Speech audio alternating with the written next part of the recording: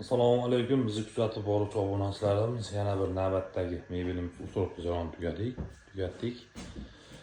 Xo'sh, bugun 16-dekabr 2025-yil.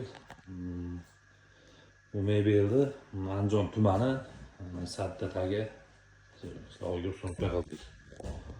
Joyimiz 3:35 ga, bu tarafi 2:20 holatda bo'lgan, balandligi ham 2:20 holatda bo'lgan.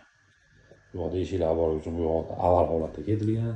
Bu akril materialda bir pogonometr 2 bo'lim 100 ming so'mdan yozadi. Kafellar, granitlar ichida. O'sha holatda 10 million 200 ming so'm mebelimiz tayyor bo'lgan. Endi bizdan ardonga qo'shimcha narsalarimiz. Mo'lka, visitel, so'shilgasi ardongidek. Bu xattushlari bizdan. Bu ustanovkalari bizdan emas. Buni santeni ulab beradi. Bularni ham. Buni begalari bo'joqgan. Tagiga do'pib tushadigan bo'lgan. Avarni holatda qilgan, bu yonboshlarni ham bekitib qo'yilgan. Soldatchalar qo'yilgan.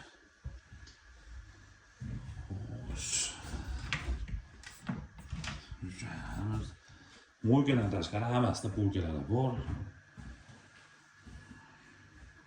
Mana tepasi yonboshlarni bekitib qo'ydik.